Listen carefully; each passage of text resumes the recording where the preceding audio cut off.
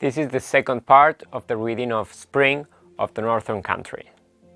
The companies we visited are industrial companies, which are doing better than other type of companies. Their products are still sold and their cash flow is running. The growth curve of them in the past 8 years, however, is almost a straight line. Salary growth is flat and sometimes drops a little. Now the Japanese companies are burdened with 3 surpluses: employment surplus, equipment surplus, and debt surplus. There are barriers to make structural reshuffle. To eliminate them, Japan's need to make institutional reform, structural adjustment, and industrial reorganization. It must break away from the old system and growth model to develop a knowledge innovation industry, develop core business competence, and adopt speed business management. Now they have realized what really matters is core competitiveness, not what business they are in. If the growth of Huawei drops sharply, it will suffer the 3 surpluses the Japanese companies are now struggling with. Without this knowledge and proactive measures, we will be caught unprepared. The Japanese companies have stopped recruiting new people for a long time, and the average staff age is steadily rising. Human resources structure is turning from a pagoda pattern to a spindle pattern. There are more middle-aged mediocre people than high achievers and young people. It costs the company vitality and high salary expenditure. Staff mobility is weak and the positions are fixed. There is little, if any, simulation for innovation. Japanese companies need internal reform and increased competition between and inside companies. However, internal and external causes for reform do not become obvious with economic depression. It is very difficult for the companies to effect big reforms by themselves. In this orderly, stable and wealthy country, people are satisfied with the things as they are. They don't like to go abroad, for example, for education. Although salary has not been increased for 8 years, it had no impact on consumption. The companies lack determination to make painful reforms. Efforts have been made to eliminate promotion by seniority and lifelong employment, implement performance evaluation, and introduce reorganization. For example, big diversified companies begin to spin off some unprofitable businesses and focus on several core businesses. The businesses are now financially independent with clear accounting targets under the same banner. However, the reform is not very effective due to the traditional and cultural restrictions.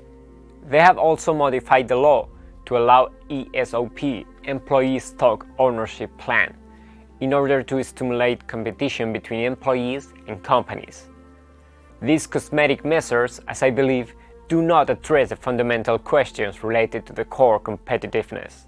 The Japanese tend to make cautious decisions, and as the age of the management in the enterprises is on the old side, their decisions come over discreet.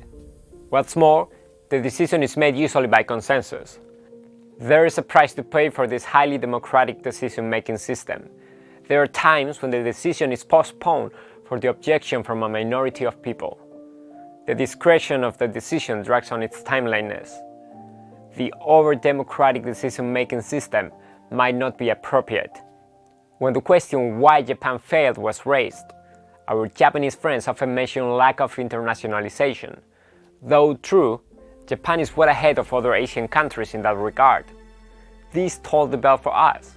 I saw no reason that we should feel too proud of our achievements on the ground that we were far behind Japanese companies like Panasonic and NEC in terms of internationalization. At the start line, Asian companies had more difficulties toward internationalization.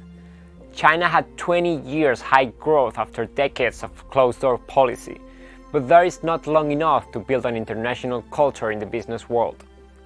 Huawei finds this an Herculean task too. One simple example is that many of our foreign employees do not understand Chinese, and most Chinese employees do not speak good English. If Huawei cannot overcome the difficulties, it will not be strong for long. The Japanese government decided to buy the 33 trillion yen non-performing debts from banks before 2003. Other reform initiatives included going for a small government, decentralization of power, taxation reform to reduce income tax and increase consumption tax. Education reform should be done to tap human potential and creativity by embracing differentiated education. Social Security reform was to introduce the US model of Social Security system. The IT development was to be strengthened to improve industrial sector, and a good foundation was to be laid for further enterprise reform.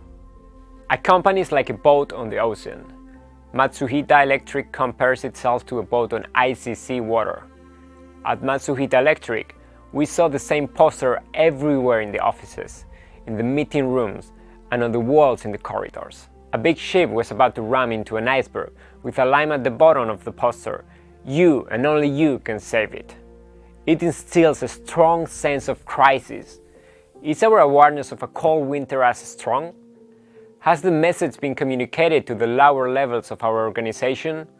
Has everybody been mobilized to fight the winter? Winter has not set in for Huawei, but it is coming soon. It is time to prepare winter clothing. We need to learn the lessons from others, raise the overall productivity and the effectiveness of our work process, simplify the organizations and staff, and retrain the employees. Huawei grew when the global information industry was in the heyday and China was transforming the outdated networks. Like a leaf lying on a big boat, Huawei had not seen anything yet. The success of Huawei is more a timely clutch to a good opportunity than the result of the capability and strength. What is success then? Success is the ability to survive difficult times like the Japanese companies. Huawei is not successful in that sense, it is just growing. A long, peaceful time and too many promotions may turn out a disaster for Huawei. The Titanic set off with a fanfare of hoorays, didn't it? Many of our employees are blindly proud of Huawei like a frog in the well. With only a few products better than the counterparts of Western companies, they think we are already a giant. They do not really understand the world-famous companies, their unannounced achievement, and the future trend. For many years, our nation has been lagging far behind. Now we narrow the gap a little, and some people become blindly proud and optimistic. There is a long way to go for this young company. Huawei's organization is of low efficiency and an imbalanced structure. As company, it's as strong as its weakest link, or the shortest piece of wood decides about the level of water the bucket can contain. The weak part of the organization becomes the bottleneck of a process. In the early days of Huawei, we were anxious to conclude business, so we adopted a strategy to focus on market-oriented R&D and marketing. It was a right strategy because at that time, survival was more important than scientific management. But it is not right if the strategy does not change with the finish of the fledgling state of the company. The senior managers were mainly promoted from the R&D and marketing departments. Their subconscious bias towards their original departments prevents them from making the best decisions and developing the right value system. As a result, these strong departments grow stronger and weak departments get weaker, even into bottlenecks. Some senior managers often put blame on something: the poor planning and budgeting, no cost accounting or cost control in the projects, bad accounting practices, or less than good cash flow performance, and so on and so forth. However, if our value system does not support a balanced corporate organization, the weak departments will not be able to attract talents or keep up with the pace of other departments. Remember, the balance sheet performance counts on the weakest department, not the strongest one. If we don't get rid of our bias, Huawei will not make progress.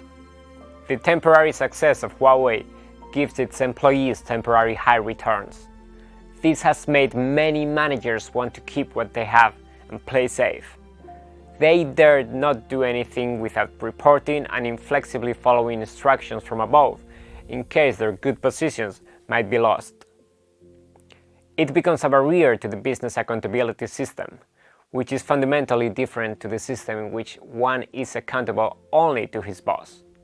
The latter is a contraction management system, while the former is an expansion system.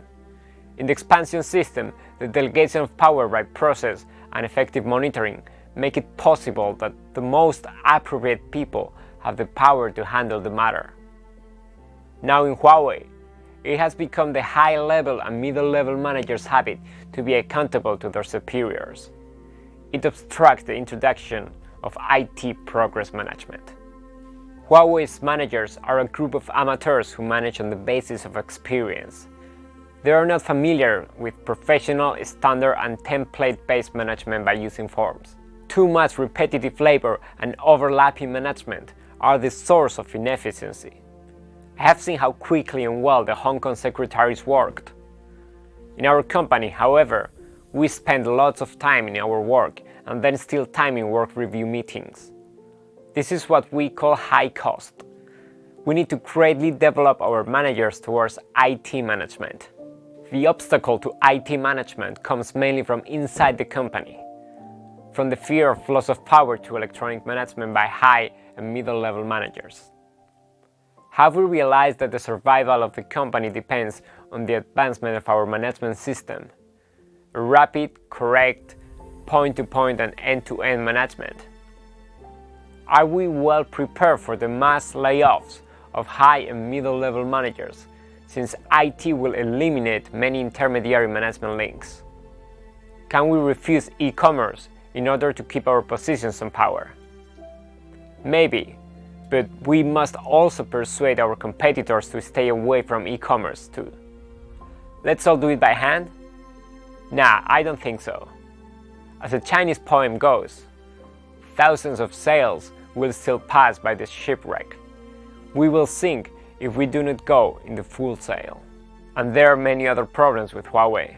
If we keep discovering problems, exploring, self-criticizing, and improving ourselves, we will find a way out. As Matsuita Electric tells its employees that only they can save the endangered ship, only Huawei employees can save Huawei. To me, there has never been any savior. We only have ourselves to rely on. If winter comes, can spring be far behind? Let's use the winter time to gather strength and make internal reforms. Let's go through the winter together with the Japanese companies. We will see the day when snow melts into gargling brooks. We will see the spring of Huawei. To start a business is difficult, and to keep it going is difficult. But if we know the difficulties, well, it is no longer difficult.